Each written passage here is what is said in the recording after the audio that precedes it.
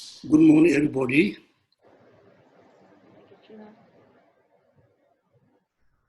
As usual, today is Sunday, so we have a session for Q&A. But since today, I think next Sunday, I will explain a little bit from the text, entering the middle way.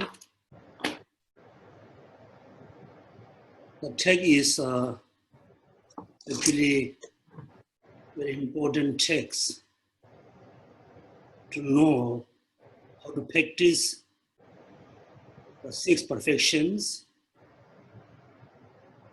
particularly how to realize emptiness.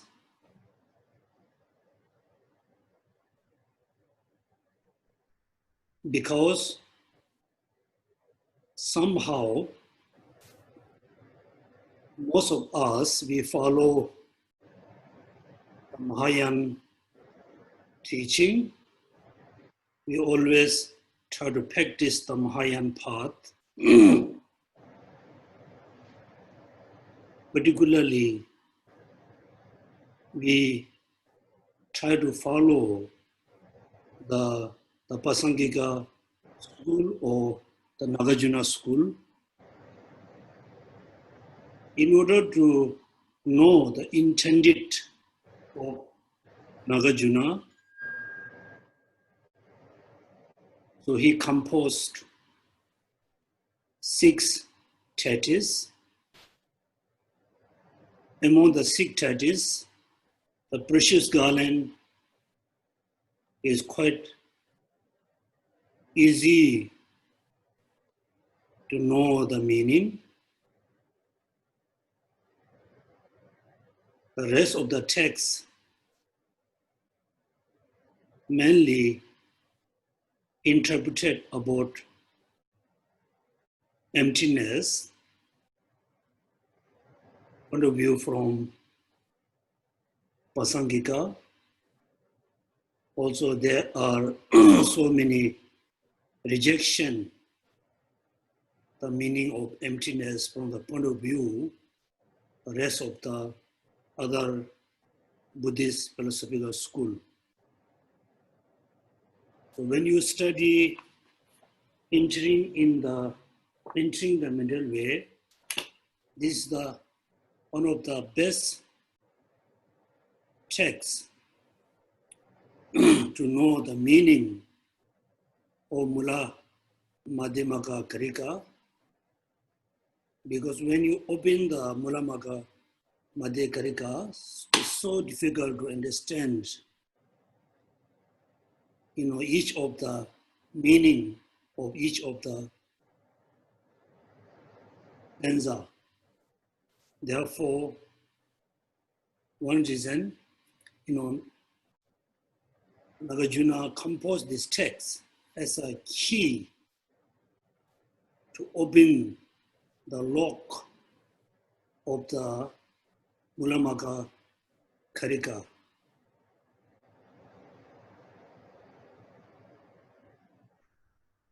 The root text, the Mulamaka Madhyamaka Karika, directly explained emptiness. All the practices from rely on the teacher, guru, all the way to complete liberation, everything introduced bit hiddenly. Therefore, we need to study the entering the middle way. Make sure all our study mainly apply to change our mind. Our mind time tend to practice compassion renunciation, bodhicitta, our knowledge, our dharma knowledges must apply to achieve Buddhahood. So between Buddhahood and this life, still we need so many external conditions. In order to have the excellent external condition, then first we need to practice the generosity.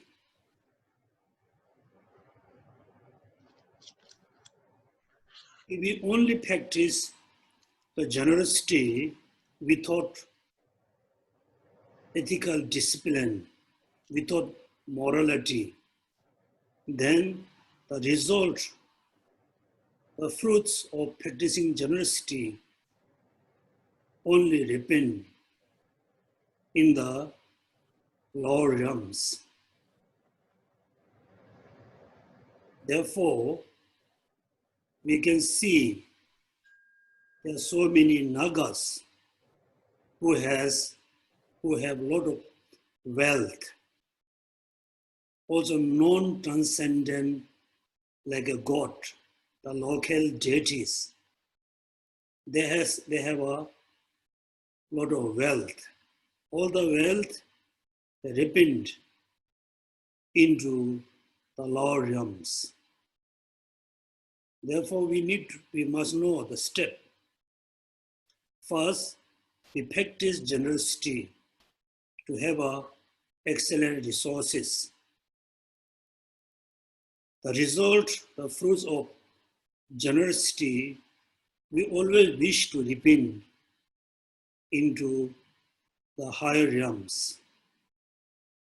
Therefore, second, we need to practice the morality.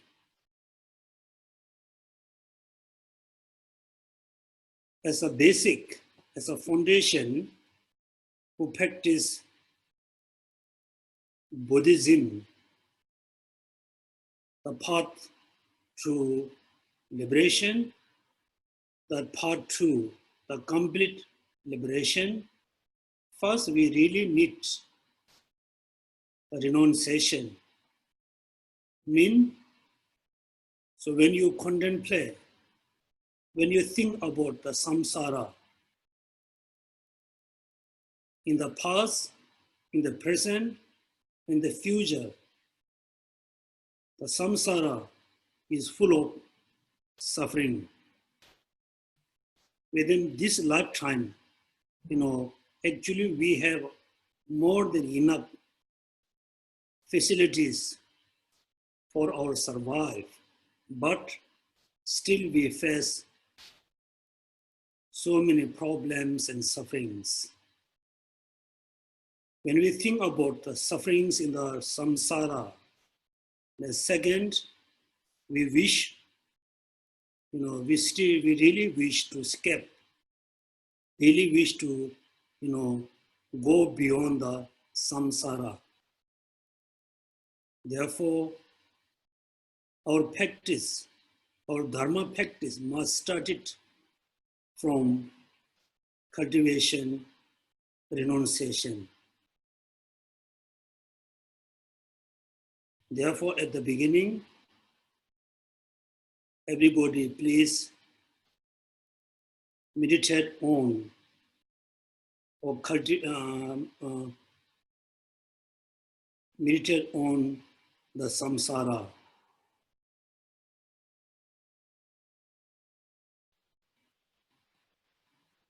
Contemplate on the samsara. Then the samsara, which is we are in, this is rooted by ignorance.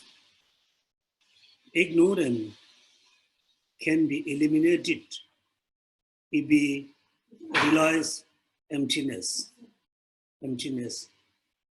Therefore, today we start little bit from the text, which is composed by Chandrakirti, entering the middle way. There's a two different view about Chandrakirti. Many Tibetan masters, they believe Chandrakirti was actually, the disciple of Nagarjuna. He met Nagarjuna. He received teaching from Nagarjuna. There are so many other Tibetan masters, also I think also Indian masters. They don't really accept Chandrakirti was the actual disciple of Nagarjuna. Somehow Chandrakirti was one of the very important scholar in Nalanda University. And he used to be like he took the responsibility of the common kitchen in the Nalanda universities. When you go to the monasteries in the ancient time and even nowadays, each of the monastery has one or two persons who are in charge of the kitchen. But in charge of the kitchen have to take care of everything, buying food, vegetable, butter, milk. Therefore, Nagarjuna was in charge of the common kitchen in Nalanda University. Then every morning, they need to collect milk from the cows. One day, the person who took care of the cows, he released the cow in the mountain. They forgot to, milking. So there wasn't milk for the morning tea. Then Chandrakirti knew all the cows already left in the mountain. There wasn't milk.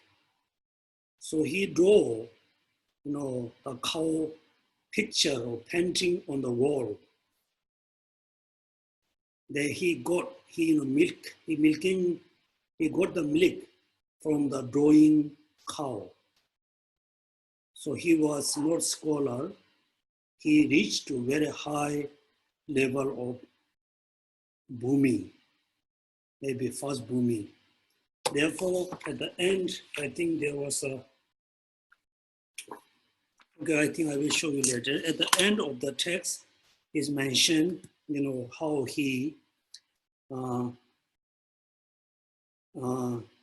to get the milk from the drawing cow. So I think he almost reached to the first Bhumi or 8 Bhumis. So this is one is a miracle power. Second, there was big conflicts in Nalanda, a non-Buddhism, and I think one of the Hindu group, they tried to attack to Nalanda. Then he met a stone, there was a stone lion, made of stone, there was a lion. Then he just turned the lion face towards the enemy. Then he hit, stick on the lion. Then the lion make a very strong, like a roar, and emanate a lot of lions. Then all the enemies, they run away.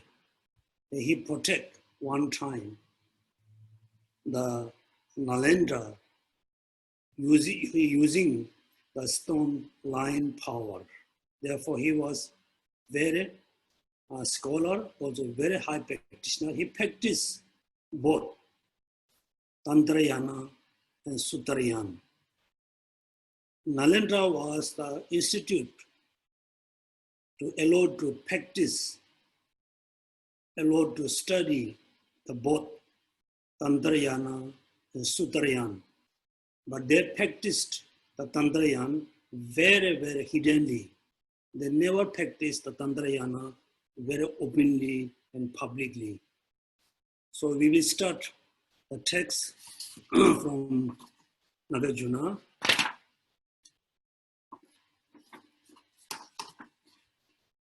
The first sentence, I pay homage to the General Lord Manjushri. So this is actually not the original words from the Chandrakirti. So these words, I think mainly composed by Tibetan master before they translate the text into Tibetan. The first sentence, Charvaka and middle level Buddhas. That means we have a Charvaka and the middle level of Buddha. That means solitary realizer and hearer. Arise means how actually they establish how they arise. They arise from the Sarvajan sage. That means Charvaka, the middle level of Buddhas, they arise from the Buddha. So they practice the Buddha teaching, then finally they become Charvaka and middle level Buddhas. Then Buddha arises from where? Buddhas are born from Bodhisattvas. So here you need to imagine this according to this Buddha Shakyamuni teachings. Before Buddha Shakyamuni, there wasn't any Charvaka and middle level of Buddhas. But first, he gave a teaching in Varanasi. Since many followers, they practice Buddha teaching. There's some practice Buddha teaching without great compassion, bodhicitta. Then they follow the Hinayana path. There's a true Hinayana path. Hinayana path of the Charvaka, Hinayana path of the hearer or middle way Buddhas. Then Buddha Shakyamuni particularly, actually how he became a Buddha. Then Buddhas, all Buddhas, particularly Buddha Shakyamuni, he was born from Bodhisattva. That means he became a Buddha because he practiced bodhicitta, then he became Bodhisattva. Then second, he became a Buddha. Then Buddha gave a teaching. Then all the solitary realizer or hearer are arise from Buddha. Then, so where Bodhisattva was, born, come from where? Then, the compassionate mind and the boundless, non-dual cognition. as well the awakening mind, they are the cause of the bodhisattvas. At the beginning, this sentence is very important for us. So how we can be Buddha? So we can be Buddha if you can be Bodhisattva. Clear? Now how we can be Bodhisattva? We can be Bodhisattva if we have the bodhicitta, the non-dual cognition, then compassion. Right now, this is the the sequence. First, practice great compassion, then bodhicitta, then emptiness. Then you can be bodhisattva. Then you need to go through the 10 bhumis, first, second, third, 10 bhumis. At the end of the 10 bhumis, then you can be Buddha. Therefore, please, read yourself the first stanza. Charvaka and middle level Buddhas arise from Srivijan sages. Buddhas are born from bodhisattvas. Then the bodhisattvas, the compassionate mind and dual cognition, as well as the awakening mind, they are causes for bodhisattva. The second stanza, as compassion alone is accepted to be the seat of the perfect harvest for Buddhahood, the water that nurtures it, and the fruit that is long as sources of enjoyment. I will praise compassion at the start of all. Therefore, within the three causes, the non-dual cognition, the awakening mind, depend on compassion. Therefore, compassion is accepted to be the seeds of the perfect harvest of Buddhahood. So Buddhahood looks like harvest. So the compassion is look like seeds. Without seeds, we won't have the harvest. Without compassion, we cannot achieve Buddhahood. At the beginning, as a seeds.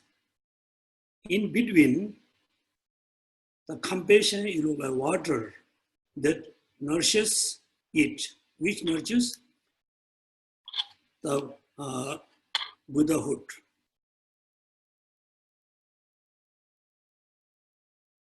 And also compassion is very important at the end, because the fruit that is along as a source of enjoyment.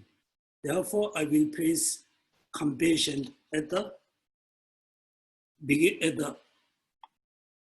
start of all.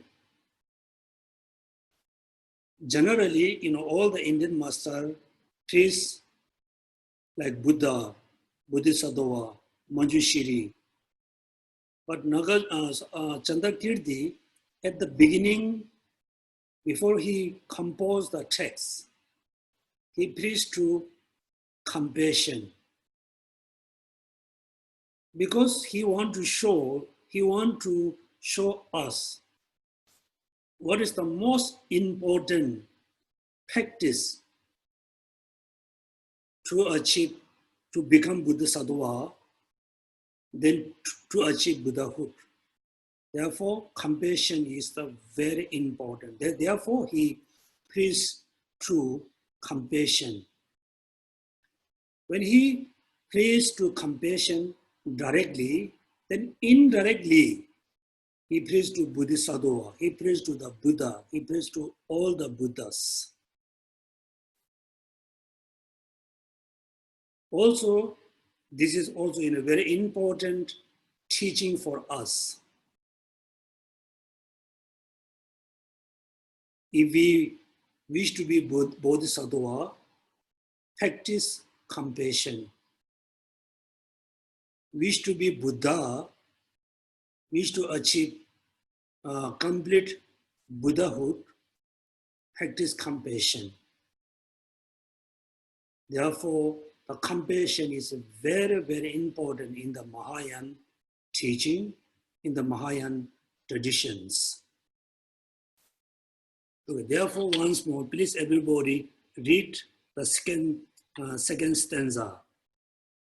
As compassion alone is accepted to be the seeds of the perfect harvest of the Buddhahood, the water that nurtures it, and the fruit that is alone as a source of enjoyment. I will praise compassion at the start of all.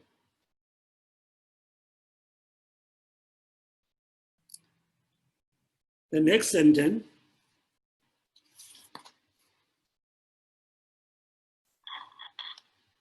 Also here, we must remember, so when we study about bodhicitta in the Lamrim, there's a two kind of different way you can cultivate bodhicitta. One, based on 7 cause and effect. Second is exchanging self and others. Both of them depend, in order to practice any of them, it depends on practice of compassion. So within the 7 cause and effect, in order to cultivate great compassion, 4 practices are very important, right?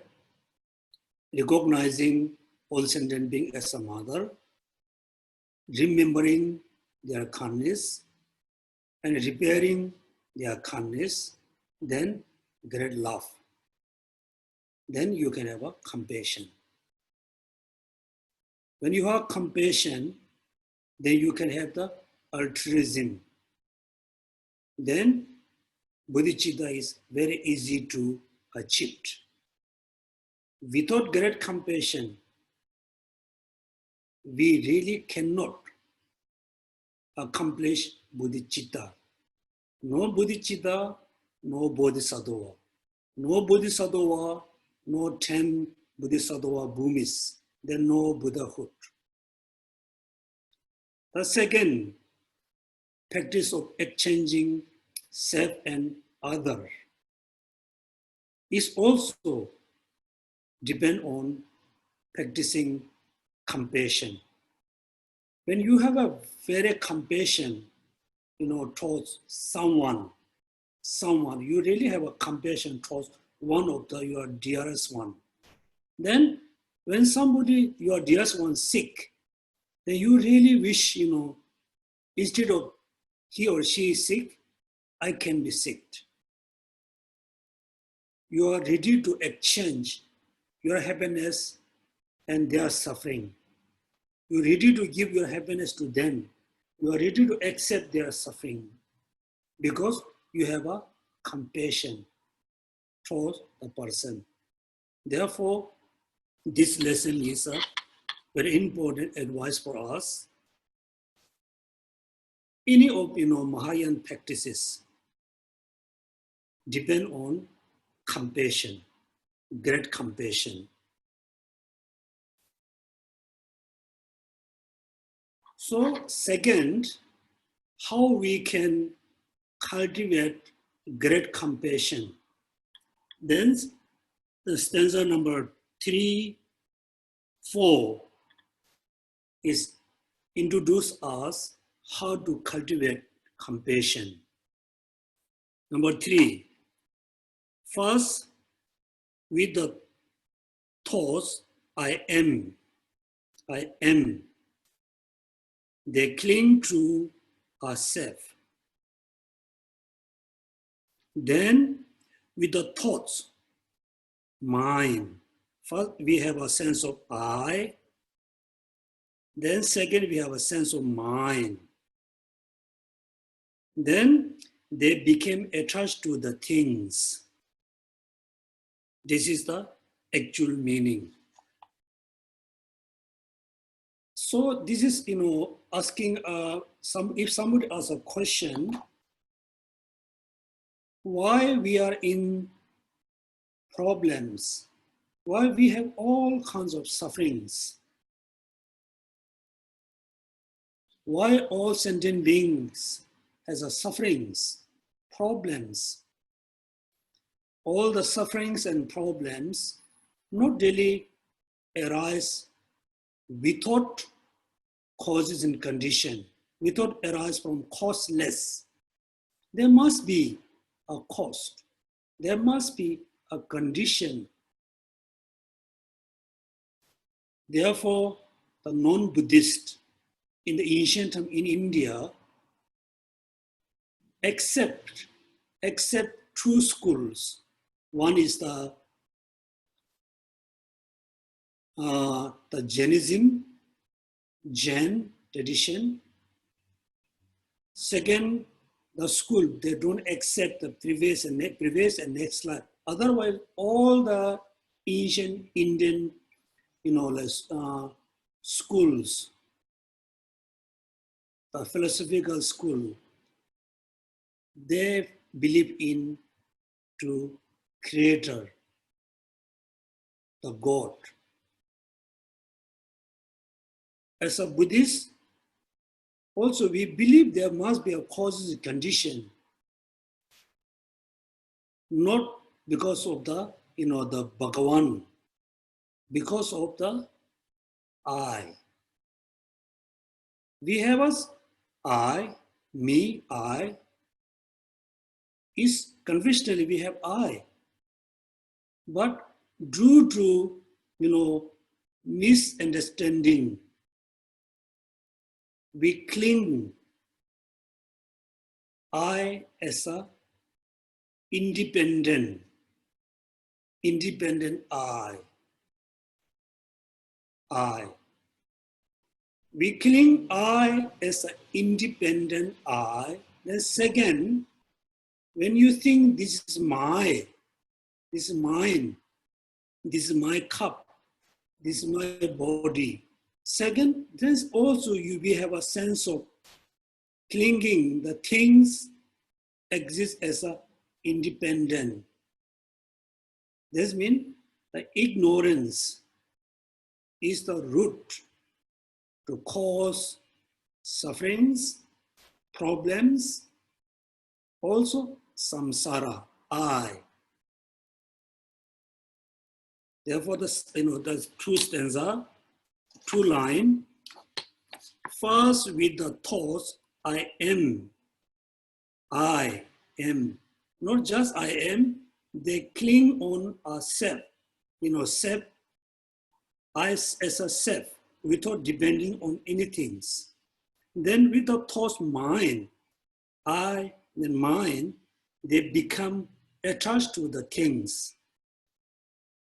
Then attachment, desire, anger, all the negative thoughts, all the negative actions arise based on ignorance. Then like the buckets on the water wheel, they run without control. I bow to the compassion they cares for such as suffering beings. Then the third sentence, like the buckets on the water wheel. I think many of you already have seen the ancient and how they get water from the wall. Like there's a big wall, then there's a wheel. The wheel not running this way, is like this is like a, let's say, this is wall, then the wheel running like this, inside like this. Then on the wheel, there are tied buckets. All buckets tied on the wheel. Then the wheels go down, touch to the water. The buckets fill of water, come up, bring with water. Then the water, put in the field is just running like this. Go down, get water, go up, put the water on the field. Is go continuously running the wheel. So when you think about the analogy of the wheel, when the wheels go down, we no need to put any effort. It's automatically, it's just very easily, they just go down. When the buckets come up, with the water or without water, we need to put a lot of effort to pull up, If you, become careless, then the wheel go down very easily. Therefore, going down, born in the lower realm, no need effort, very easy to go down. Born in the higher realm, we need to put a lot of effort, we need a lot of practices. If you become very little bit careless, then you will born into lower realms, number one. Number two, the wheel is totally tight with a rope, very strong rope. Therefore, our lives totally tight with the ignorance, attachment, desire, not easy to cut. Go down easy, pulling up difficult. The wheel is totally tight with the rope. We are tied with the ignorance, attachment, desire. Then the wheel go down and going up, they always hit on the wall. There's always hit, everywhere. That means in our life, in this lifetime, since we were born, we always confront with a lot of sufferings, a lot of problems, continuously, confronting a lot of problems and sufferings, because the wheel, the wheel has buckets. They go down, coming up. Every time they're getting hit on the wall. Number three is first going down, up. Second is tied with the rope. Third is really, the bucket is hit everywhere. So we confront suffering every time. This is the third analogy. Then there's actually six. I will let you know the six. What are the six? So the wheel is tied with a rope. So we, all samsara, all sentient being, is totally tied with ignorance, attachment, desire, all the negative thoughts. Then the wheel is not going down and coming up automatically. It depends on the person who pulling up, who pushing down. It depends on the person. Then we are in samsara because we have a consciousness. So we have a mind. So, for example, when you get angry, before we really get angry, the mind trigger to arouse anger. Then we become angry. Then we have a fight. Then three,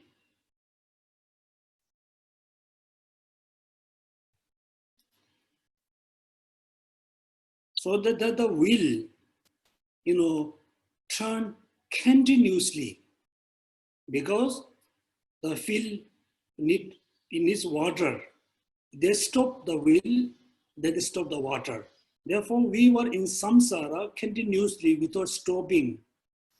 Is an analogy 3. 4, going down very easy, coming up is very difficult.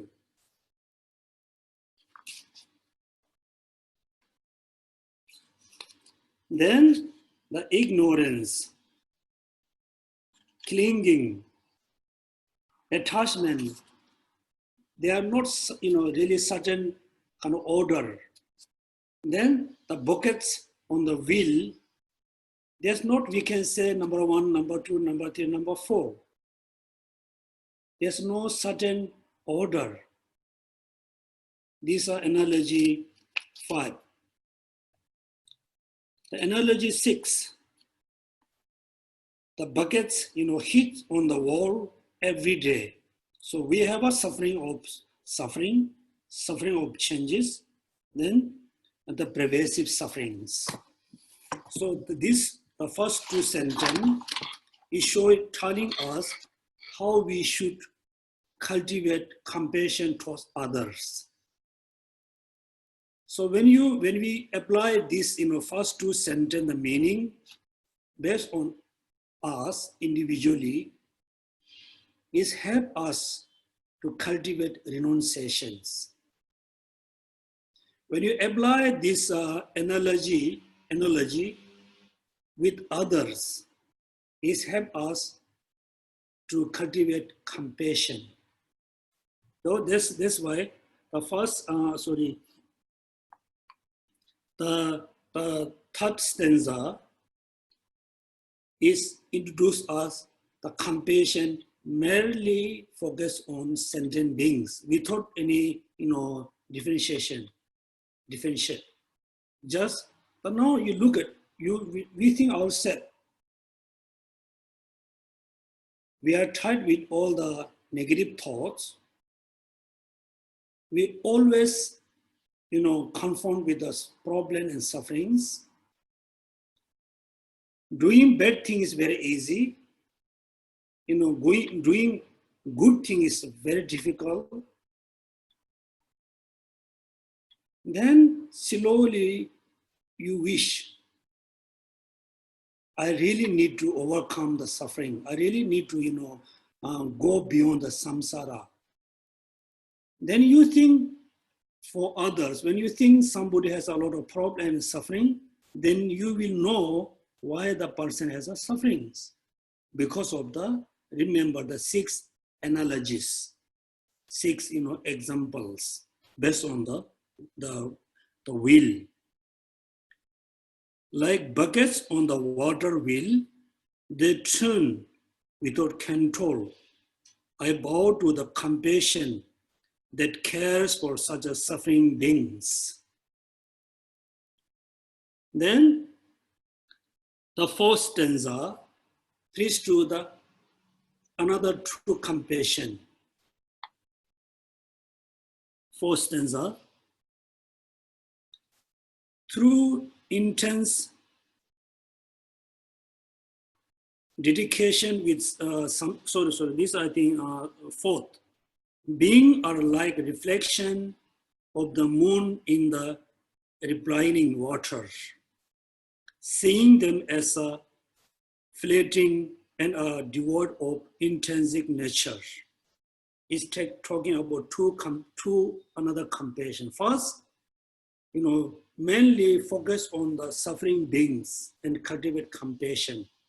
Second, focus on the impermanent sentient beings. Third, focus on the devoid of intrinsic nature of sentient beings. So this is, I think all of you feel a bit difficult to understand what is the differences between 3 compassions, 3 kinds of compassion. First, you just mainly focus on the suffering beings. You don't need to think the sentient being is impermanent. Just suffering sentient being and cultivate compassion. Second, not the sentient being is suffering. The sentient being who has a suffering, they are totally impermanent. Impermanent sentient beings. The lack of intrinsic nature of sentient beings. So therefore, when you cultivate compassion, you can focus on only suffering beings, not just only suffering, the suffer beings, the sentient being who has a suffering, this sentient being is impermanent. The who has a suffering, the sentient being is empty of inherent existence. This means three kinds of compassion. Then I give you a simple example. Let's say there's a person who is Singaporean. When you look at the person, you can just look at the person as a just simple human being, not thinking about he or she is Singaporean. Second, not just human being, or he or she is a Singaporean person. Third, not just human being, not just Singaporean, or he or she is a teachers. So when you look at someone, you can look as just a human being. Second, as a not human being, as a Singaporean.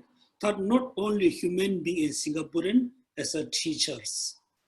Therefore, when you look at the sentient beings, you can think, the sentient being, this has so many sufferings because of the ignorance. All the four analogies. Not only they has a suffering, so those sentient beings are impermanent, but they themselves don't realize impermanent. Therefore, they engage into a lot of negative actions. Also, all the sentient beings, their nature is lack of intrinsic existence, but they don't realize that themselves, their nature is empty of inherent existence. Therefore, they engage into a lot of negative action. Therefore, they accumulate negative karma. Then they have a sufferings. For example, when you see someone really sick, really seriously sick, seriously ill, then you are wondering why he or she always sick. Then you realized, he or she always eat unhealthy food. Then you feel so sorry, you feel mercy, you feel compassion. He's sick because he or she has been eating unhealthy food. Then the unhealthy food to cause the person sick. Then you wish to realize, the person must realize the food is very unhealthy, to stop the unhealthy food. Same thing, when you look at sentient being, there has so many sufferings. All the sufferings come because of the person themselves, they don't realize impermanence. Therefore, they have a lot of misunderstanding. Therefore, they engage into negative actions. Therefore, this is how we need to cultivate compassion. Therefore, at the beginning, first, Buddhahood. Then Buddha give a teaching, the hearer, solitary realizer, born from Buddha. When he's not talking Buddha is a mother, no. So they become a hearer, solitary realizer, because they follow one of the Buddha teaching. So Buddha give a teaching because he or she become a Buddha. How the person become Buddha, the person practice, the person become Bodhisattva, then become Buddha. How the person become Bodhisattva? Because the person practice the three factors: compassion, the non-dual cognition, then the awakening mind, which is bodhicitta. Then what are the causes and conditions to arise bodhicitta? Because compassion. Therefore, compassion is very important. Therefore, Chandrakirti preached to bodhicitta, great compassion at the beginning. Then, why compassion is very important? Therefore, it looks like seed of the Buddhahood. It is a water nurtures the path, then become Buddha. And it's also very important at the end, then he or she become Buddha, continuously, help all sentient beings. Then how we can cultivate great compassion? Therefore, the last the 4 stanza is how we should cultivate compassion. Within the 3 and 4, 3 stanza is very important. You must remember the 6th analogy. Then, not just you must know how to cultivate compassion. So today we can stop here from the entry into middle way. The next we can go another few sentences. So if you think this is quite okay, quite useful, so I will continuously explain for next few Sundays. If you think it's so difficult to understand, not important, then we just go Q&A. Please everybody be honest. If you think it's okay or good, I continue. If you think it's very boring, not important, we can go Q&A. Thank you so much, and now we can start Q&A. Thank you, Geshe-la. Geshe-la, there was some questions raised yesterday in Chinese. Let me read the questions in Chinese, and Sonam will translate into English. The Chinese questions was raised was 造业以意乐为主，法友阻止其他法友去别的道场闻法，而损恼到对方。请问这又是怎么说呢？ Okay, I think these are very common problems in Singapore, and I think Taiwan, or I think even though Vietnam, I don't know in China. First,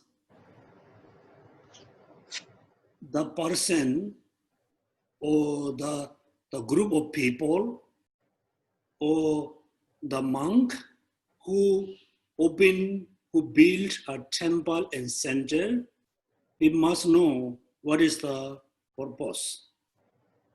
We really need to know the purpose of opening center, opening temple, buildings, temple and center. I'm very honest, just be honest, I'm telling.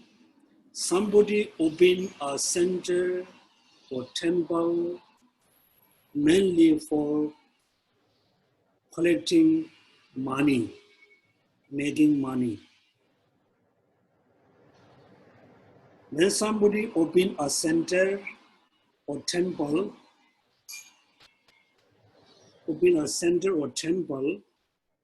to do only like a ritual and chanting, recitation. Compared with these 2 temples or centers, second is much better than the first.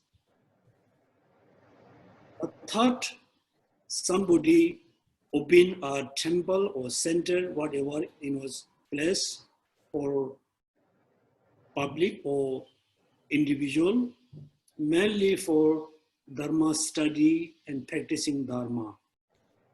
If you compare it with the 3 centers, first, it's nothing. It looks like open a shop. Also, they sell a lot of religious objects. Each object has a interesting explanation. It's just interesting, but not there. Second is still okay. They open a temple or center for ritual, recitation, or chanting. The third, mainly open for study and practice. Therefore,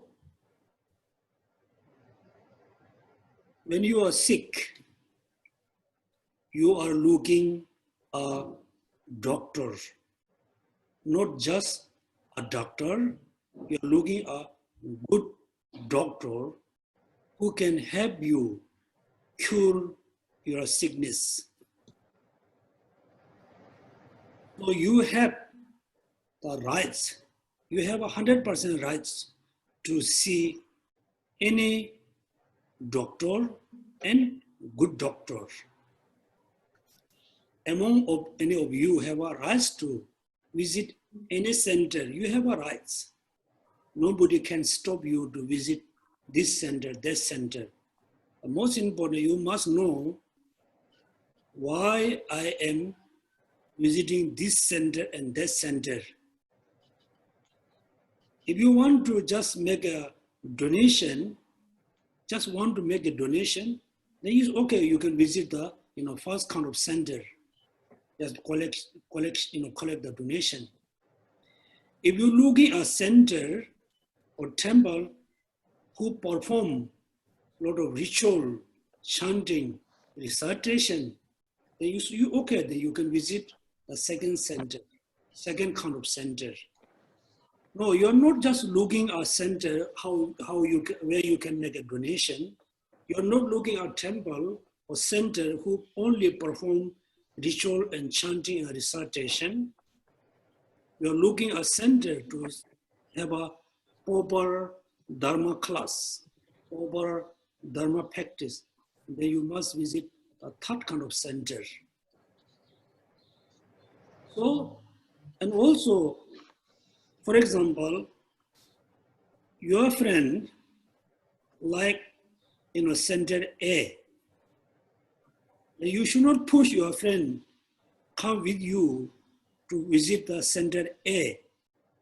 This means you like the center A. It doesn't mean they can be like or is important for them.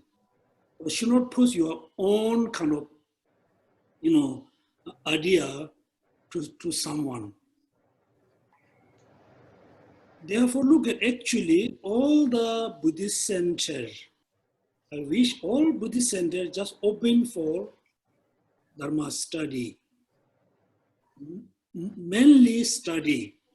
At the same time, of course, they can, they have to do all the ritual, recitation, chanting. Also, we really need this kind of thing.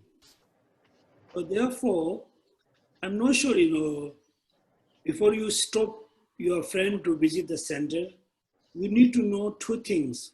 What your friend looking, what the center mainly do for your friend. Or your friend looking at Dharma study, looking at like Dharma teacher, and the center doesn't have a good Dharma class, no good teacher, then you have a right to stop. You have a right to say, hey, you should not go this center because you are looking center where you can study.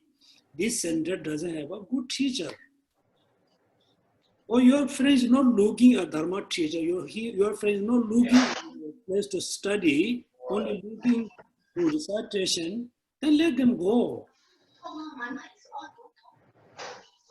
So therefore, before you stop your friend to visit that particular center, you need to know the center is about what. What your friend looking for what. Then you can stop. Otherwise, you cannot. Is it clear, Sonam? Quite clear? Thank you, Geshe-la. Can we go to the next question, Geshe-la? Yes. The next question is from Eileen Tay. Hi, Eileen. Your mic is unmute now. Please. Good morning, Geshe-la and all. Good morning. Yeah, Geshe-la. Yes, please do continue. It is good. I could understand it clearly. Okay. Entering the middle way. Geshe-la, I have a question. My sister husband, who is out of job recently due to the COVID, is actually engaged now in the meat business because no choice for a livelihood. But there's no direct killing of the chicken. They get freshly slaughtered chicken from the supplier. It's cut and then sell at the market. So I'm actually quite concerned for their family. Geshe-la, is there anything for my sister to do, like prayers, mantra, so their family has no negative effect? Could you advise? Thank you. Thank you so much for asking this question. I think this kind of question is also very important. For example, one of your Dharma friends own a beer shop. They sell, only beers and alcohol. The shop is their main, income resources. When you study Dharma, if you ask your friend to, close their shop, it's not a good idea. Somehow, we need to survive. There are so many different ways we have to survive. For example, your sister lost a job which she had in the past. And right now, there's no choice. She has to do this kind of job. For me, I say it's okay if you continues the job until you get another new job. No choice. Mm-hmm. That's why I told you Singapore has 3 pillars. Within the 3, the economic pillar is most important pillars within the 3. So if she follow Dharma, if she follow Buddhism, every evening when she come back, from the workplace, take a shower and do, some like recite Mani Padme, Deva mantra, and dedicate the merit to benefit all the chicken which is slaughtered, which they killed in the the factory. And also every month when she get the salary, at every month, end of the month, I think she received the salary. The first portion, $1 or $2, she can buy like a light, she can buy fruits, offer to the Buddha and Bodhisattva. Or she can donate, $1 or $2 every month when she receives the salary, donate money to the, like a charity, like temple, monastery, with a sense of clearing all the negative karmas. Okay. Okay. Okay. Thank you, Geshe-la. Thank you. Thank you so much. Geshe-la, the next question is from Tanya. Tanya would like to ask questions related to yesterday's slumbering class. Tanya, please go ahead. Thank you. First, Geshe-la, there's about 10 to 15 comments saying, yes, please keep teaching the Chandrakirti text. So everybody's very enthusiastic about what you did this morning and would like you to continue, please. Okay. Thank you. I've got 2 questions now. My first question was, I didn't get the 6 analogies with the water wheel. I think I got a bit confused. So I was wondering if you wouldn't mind repeating those. And then I'll ask you the second one. It's about yesterday's. Okay, very good. Thank you. First analogy, like the sentient beings and the water wheel has 6 similar analogy. The water wheel tied with because ancient time there wasn't like a stone nail. They didn't have a like a nail and something. That's why they tied buckets with the wheel with the ropes. Yeah. Therefore, this is how the buckets tied with the water wheel. Now we are always in samsara. We never go beyond the samsara. Why? Because we, all sentient beings, always tied with the look like rope, ignorance, attachment, desire, clinging. First, it look like tied with a rope. Second, the wheel is not really, going down and coming up. It's not automatically. Somebody put effort. Somebody push down, then pull up. Push down and pull up, right? Somebody. Then why we, we really come from previous life? Why we going to next life? Who is the like a mechanism? Because of the consciousness, the mind. The mind is similar with the person who turn the wheel, up and down or up and down. Number 2. Then the water wheel going down all the way until they touch to the water, right? They come up all the way to top, then the water pour on the irrigation. So this is how the water will go down all the way down to until touch the water. They come up for the highest level, then pour water. Then we go all the way down to the lower realms, then up all the way to the. Do you remember there's a peak? Oh yeah. Samsara. Highest is the samsara is the peak realms. Okay. Yeah. So we are going up, then we never stay there continuously, going down. They remain there for many years, coming up. It's really tiring. These are 3. The analogy number 4. The water will go down very easily go down. Still the person must put little effort. In coming up with the water is not easy. The person need to put a lot of effort to bring up the water wheel. Going down, easy. Coming up, very difficult. Going into lower realm is very easy because we have all the condition. Coming up or getting up from the lower realm is not easy. You need to put a lot of effort. It's a 4. Analogy number 5. Ignorance. Then clinging. Then karma. Then samsara. Right? First, ignorance. Then second, there's attachment, desire. Then there's a karma. Then there's a samsara. First, second. Yeah. When you look at the buckets on the wheel, there are no certain order. We cannot say this is always first. We cannot say this is always second. These are like wheel.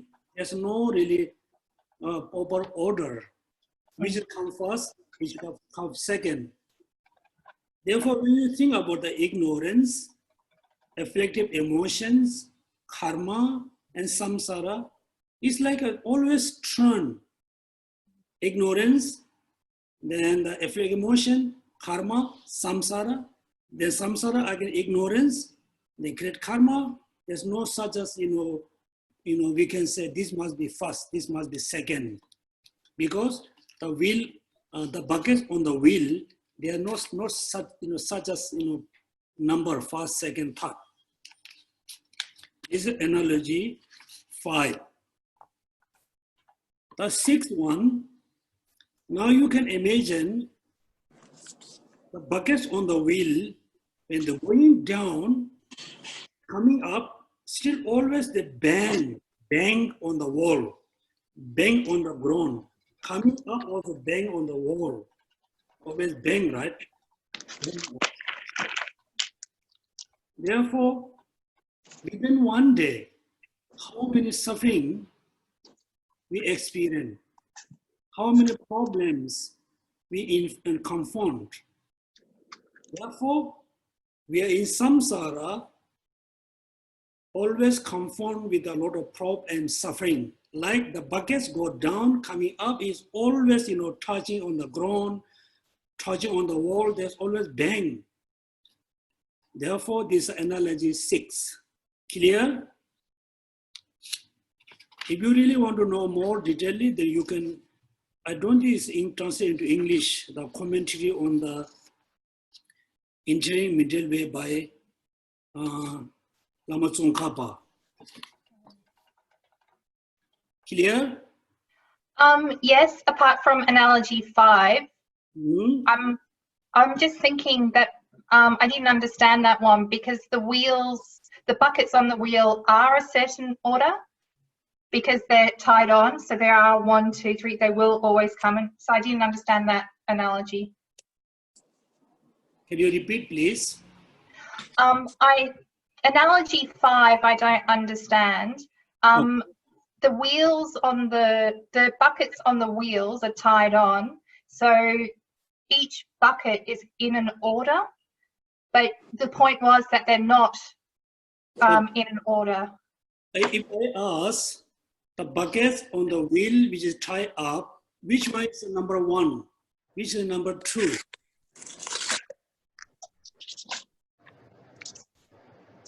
There's no such as to say this is first, this is second, this is third, right? Yeah.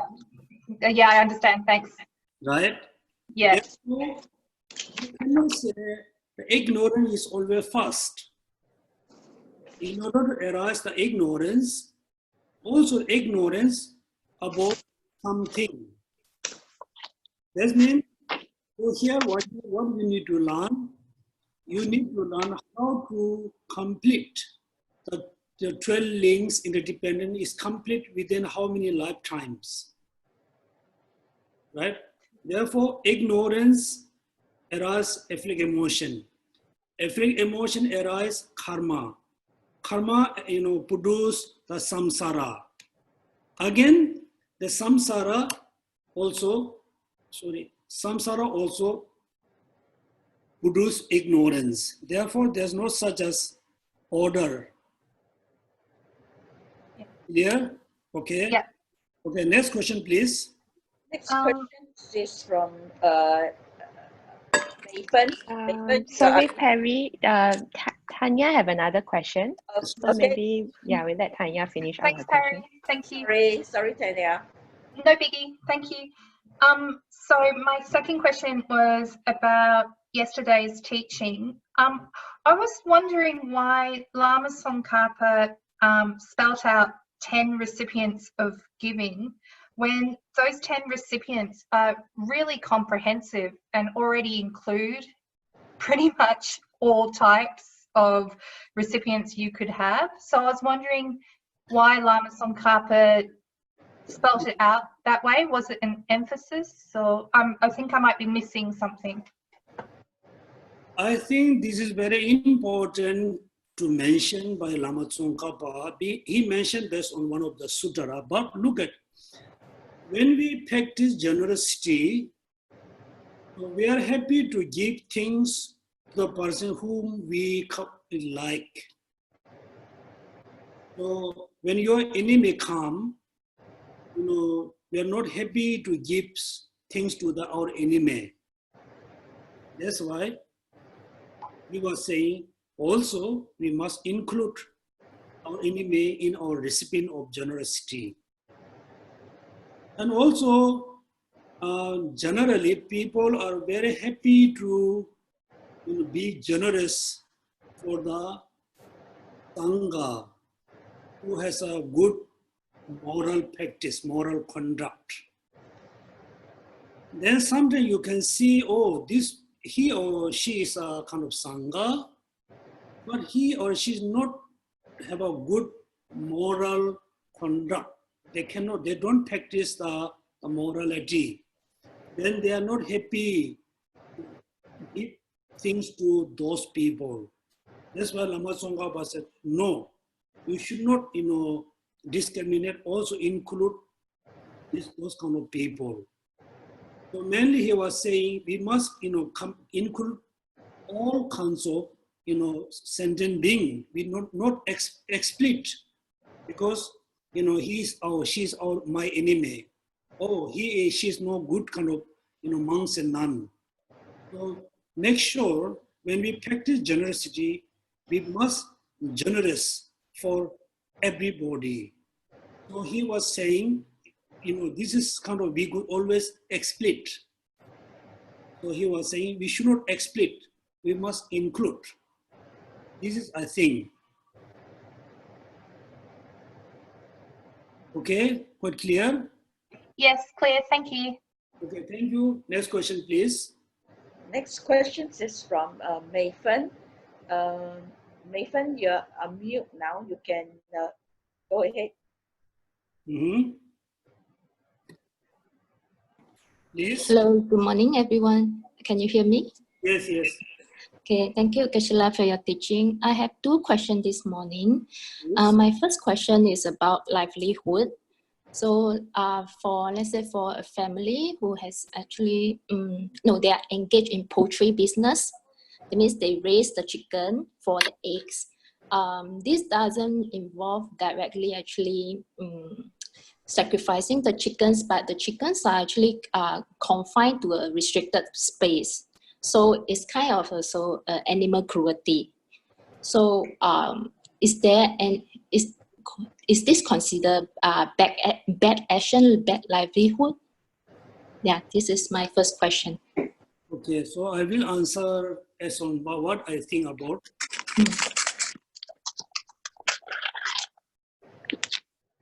So how we usually, live our life. So we walk like always and come back home, we take a shower and be fresh, do exercise, eat healthy food. So we go next time, but slowly we do more, healthy thing than the unhealthy in our life. So what I think about many practices which is mentioned by Buddha, like livelihood. So Buddha gave this teaching in India 2007 or 800 years ago. That time, I think it's very easy to have a, kind of very pure livelihood. Because simply, as a monks and nun, they no need to worry, the food, everything is just back from the village and they survive. And also the lay person, they always grow simple fields, rice, dal, chapati. Their life is very simple, also is very clean, very lovely. Good.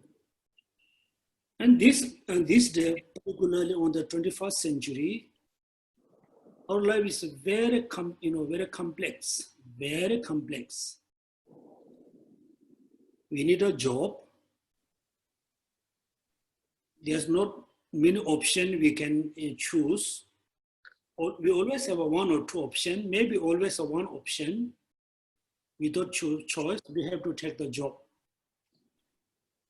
So therefore, the person who has this kind of job and living life, I don't think we should not say it's not, improper life.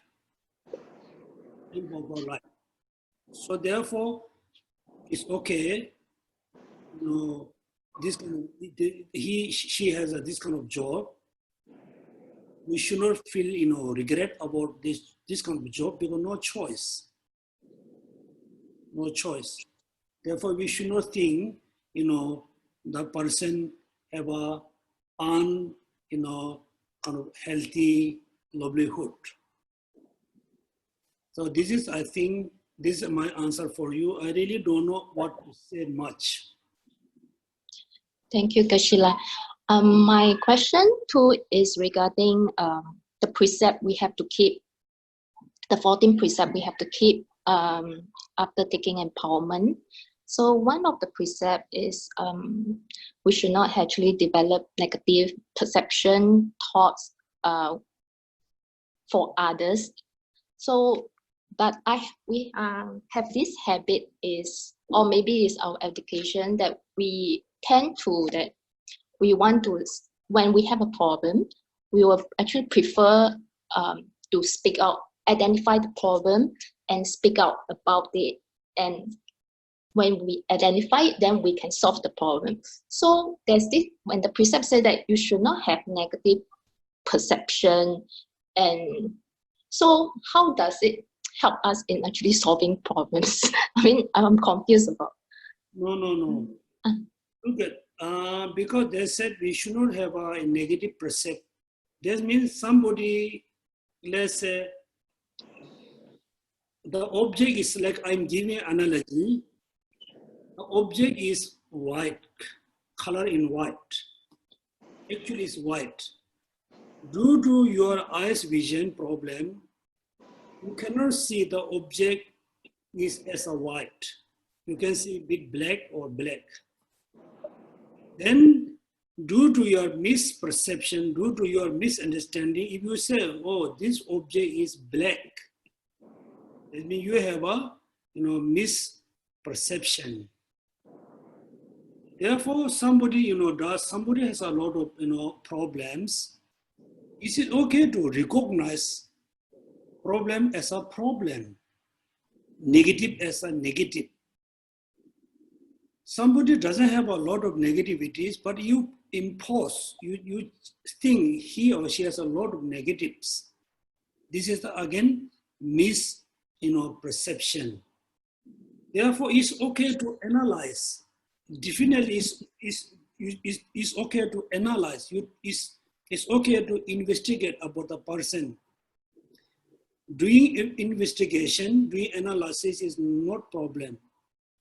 So you're analyzing about the person to find out, how the person look like.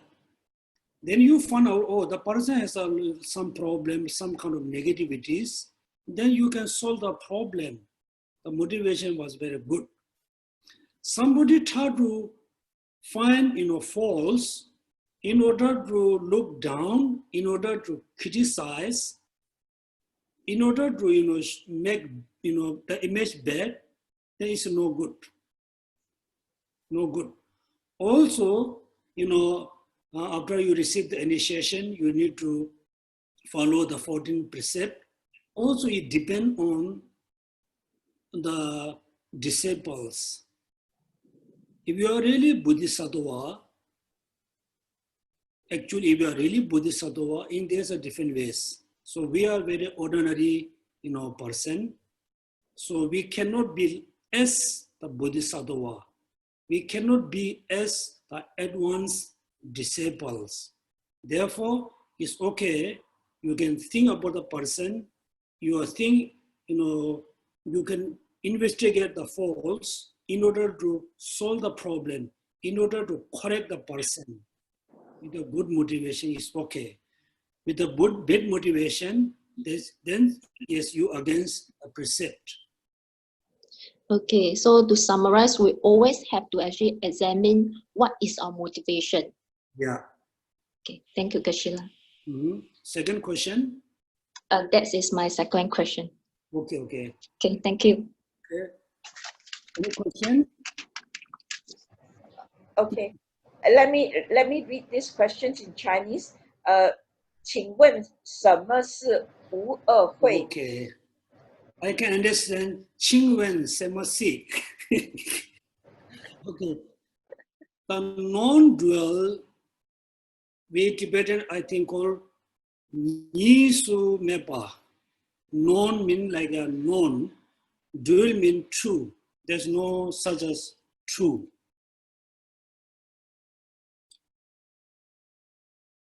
So there's two different meanings. The meaning number one, when you study about the object and subject, for example, you perceive a form in your eyes consciousness. The eyes consciousness is a subject. The form is object.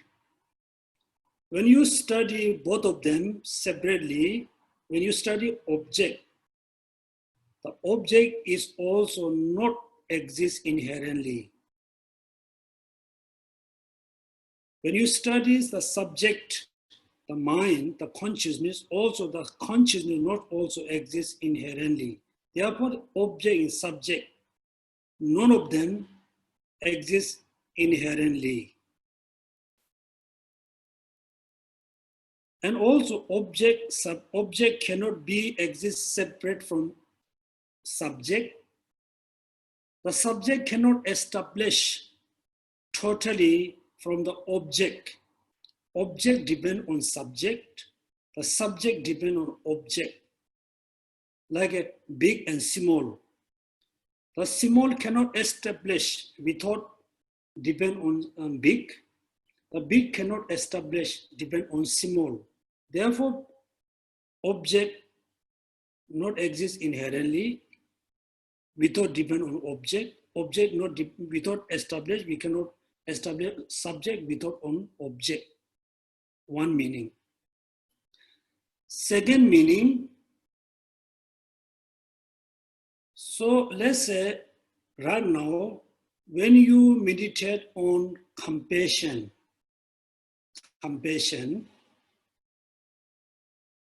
you focus on the sentient being, you just remember the suffering being, then your mind cultivates compassion. That means your mind transforms into compassion. In that moment, the compassion and your mind cannot be separated, cannot see separately. Same way, when you meditate on emptiness of the cup, that moment, the emptiness of the cup and the mind which is meditated on emptiness, you can see there's a, like you can see the duality there. Yeah, clear? When you meditate on emptiness of the cup, and this context, the emptiness of the cup and the mind which is meditated on emptiness cup, there's a duality.